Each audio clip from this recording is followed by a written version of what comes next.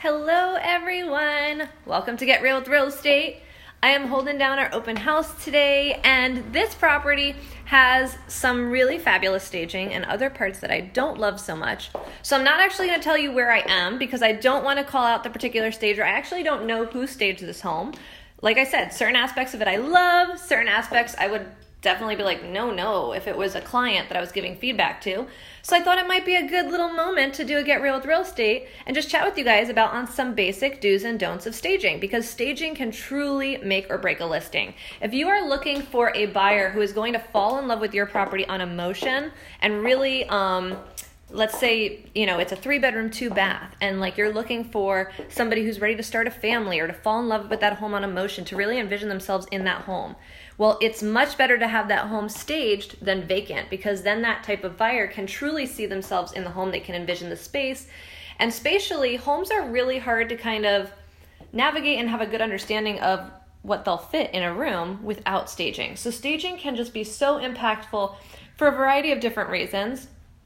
And ultimately, you want to, depending on the buyer, if you have a fixer property or are looking for a different type of clientele, like perhaps your ideal client for a specific property is a business owner.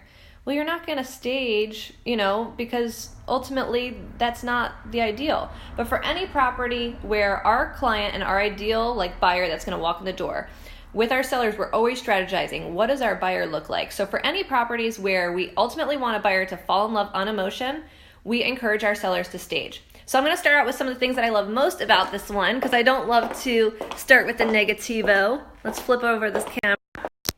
So again, I'm not going to share with you guys where I am, because ultimately I just want to commend and comment on the staging today. So ultimately, this room I actually really love. So this is a really nice big living area, opens to the backyard. There are a few improvements that I would have encouraged the stager to use. I do like the artwork that she chose, this in particular, because it ties in the blue couch, the blue vase on the fireplace. What I don't love is this. This is like a bronze kind of color. This is silver. This bronze matches nothing in this entire location. So it seems like kind of an afterthought that they just added to have something there on the other side. I don't love that. And then this to me seems a little bit out of place. I would have preferred, and what I would have advised my seller would have been to put either a TV or an image over the mantle there to really tie in the color scheme. And so the color scheme overall, if you guys agree with me, it's blues and grays and browns. But I'm not loving this above the couch. It's great that something's there, but I just don't love its incorporation. What do you guys think? I honestly would love your opinion, because maybe I'm just being too particular. Again, we've got a nice silver vibe over here on the giraffe, silver on the table, a silver on the coffee table, silver on the mantle, but again, not loving the little ball at the fireplace, and I'm also not loving this brown little to do. Now, for this outdoor space, I would have 100% advised a little bit of staging out here, whether it had been a little bistro table on this patio or something else. I would have definitely suggested having a patio set out here.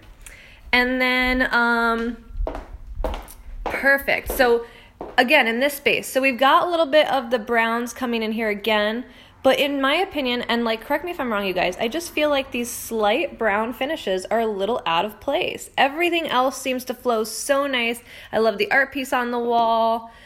This, I feel like, gives us a really good spatial perception of this room and all that fun stuff. So these are the rooms that I really love. And, in staging, we ultimately want the client and the buyer to envision themselves in the space. As a buyer, I can totally envision myself in this space. This looks great.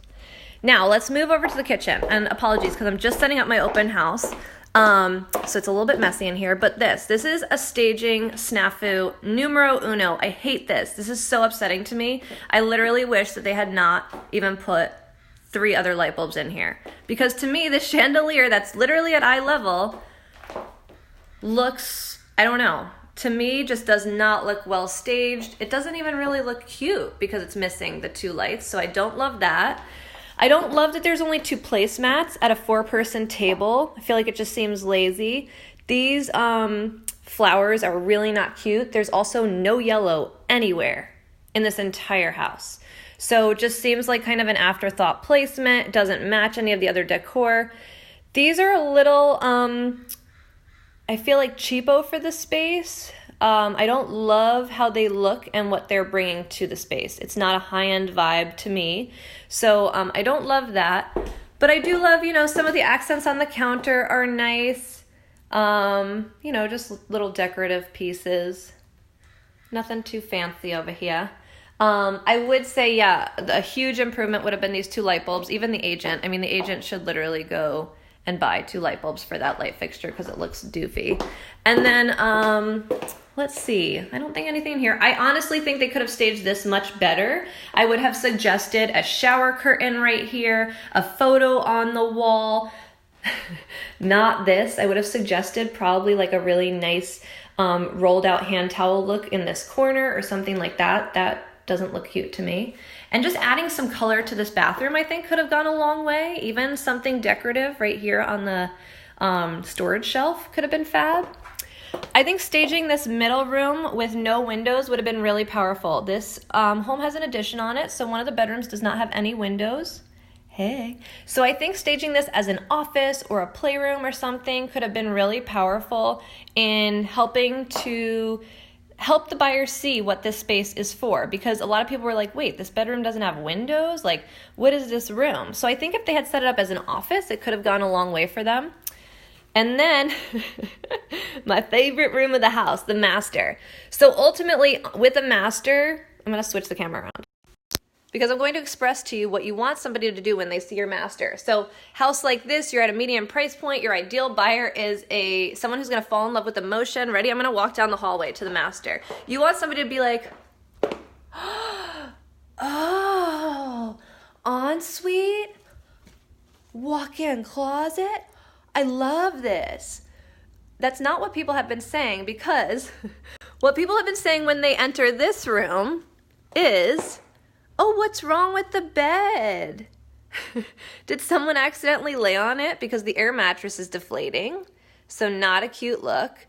I also think in terms of color scheme, I don't know about you guys, but this just feels blah to me. Nothing really matches. Nothing,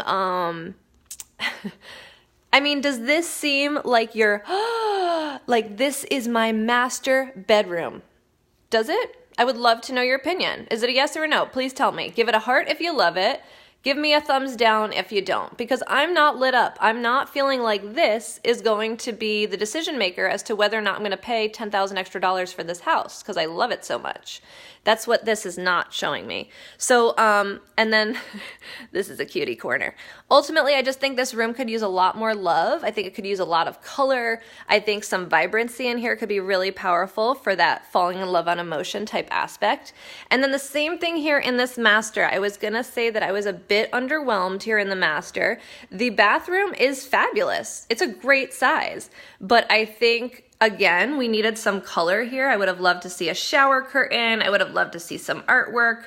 What I would have loved to see is not this. That's tacky. That's not cute. And neither is that. So ultimately, oh wow, and I'm like noticing, I think this is a DIY, you guys. Anyways, they did tilt it back that way, but the first thing I noticed when I came into this bathroom is I was like, that's a weird vase with no back. And then I was like, oh, it's broken and kind of ugly. So ultimately, one of the things that we do as a team, Team Steele, we always really encourage our sellers before we even have a listing agreement signed, before we're committed to selling the home. Like, it really makes sense a lot of times to just do a walkthrough and give you guys tips and tricks on how to best prepare your house for sale. Maybe it's with a home goods trip. Maybe it's with some simple fixes. Maybe it's a quick paint job of one of the bedrooms. But it's really hard to know what to do to a property without having some insight. So one of the things that we really love to do and help our sellers with and support our sellers on is staging their home, identifying the right buyer for their property, and then making the necessary arrangements to really make the home an inviting space for that ideal buyer.